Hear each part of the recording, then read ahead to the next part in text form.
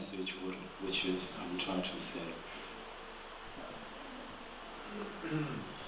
And that was also last year, 2008. I think this one is for Hong Kong International Art Fair. No, actually it's for Shanghai, yes. Shanghai International Art Fair in September. So that's the one thing I think. I mean, I find very interesting doing a project in China. Actually, a couple of days ago, I just came back from Beijing, and we had an exhibition there. I think the challenging thing to do work for China is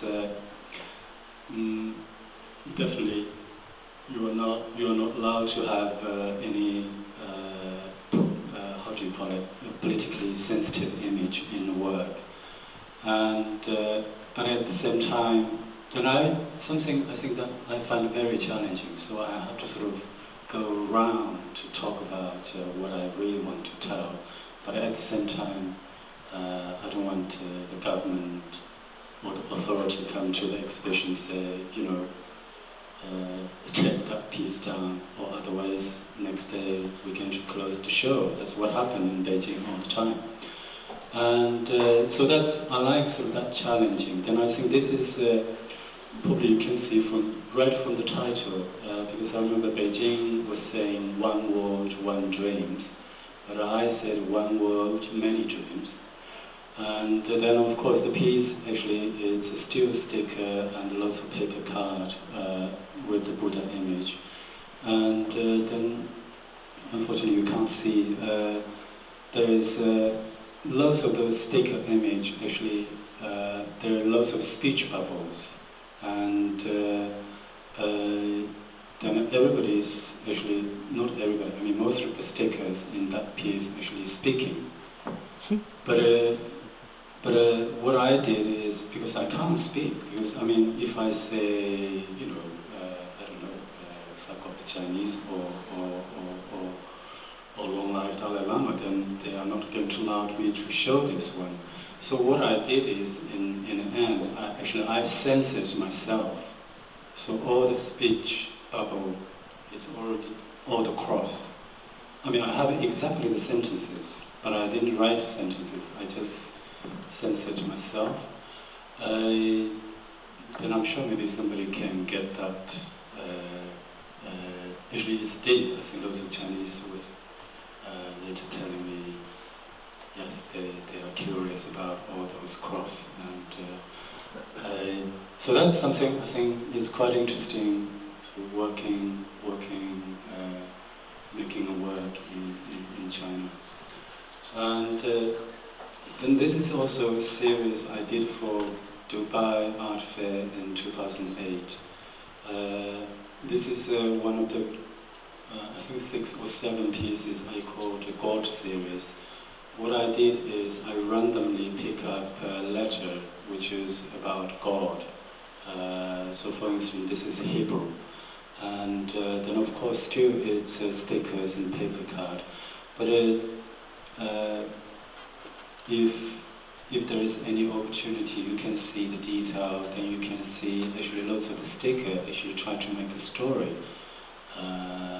Especially I think this one is more, there is a lot of image or try to make a story, address the problem between the Israel and the Palestinians. Then this is another one which is Allah, the holy letter of the Muslim. And then of course I was told I'm not allowed to put any stickers in that letter. If I do, then probably that work is not going to show in Dubai. So in the end, I came out through idea of going around. So of course there is a Simsim, his mother is jumping around the hala, and also there is a sign of no entry. So that's, I think, already enough to say something. Then this is a god for Hindi, and of course it's also made up of stickers, and then if there is opportunity, if you look closer, there is lots of small sort of stories. And then I remember I was quite intriguing because when I was making this piece, the Indian car company Tata said they are going to produce one of the cheapest car in the world, and only cost, I think, something like $1,500 or something. So I did manage to put that on the bottom, and then my question is, gosh, I mean, if every Indian going to drive that car, what the world going to be look like, especially when we're talking about the environment issues. How big is that piece? I think it's about less than a meter, probably 70 by 50, I think. Then this is also a serious piece I did in 2006 for exhibition in London, and then all series is called Tibetan Idol.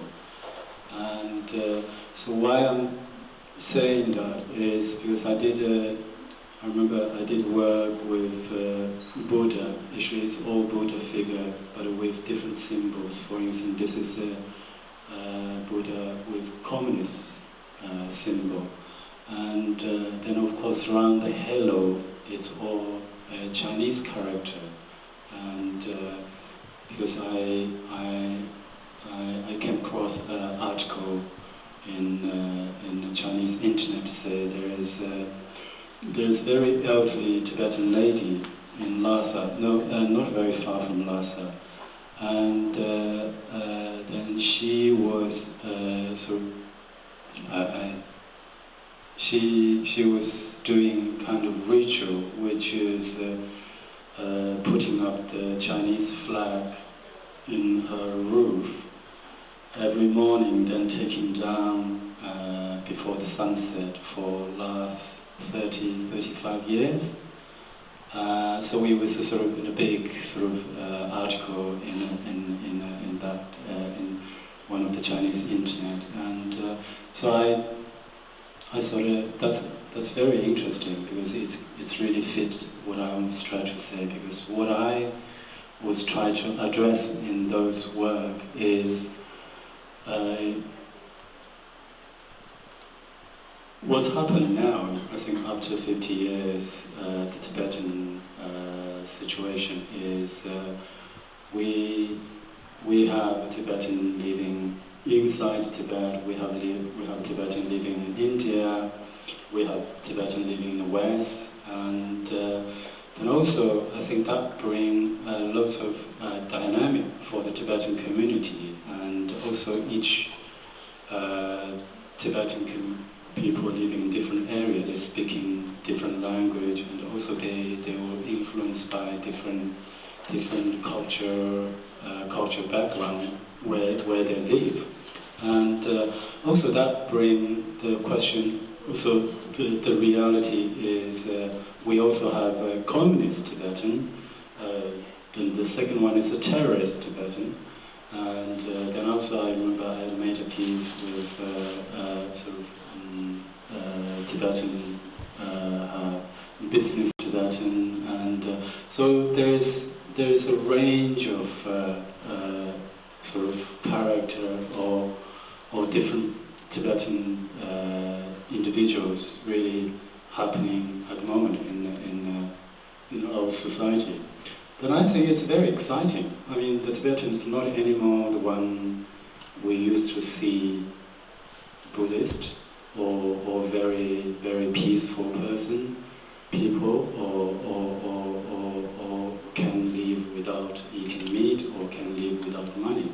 It's not anymore. I think the Tibetans are really changed, and then I think that's a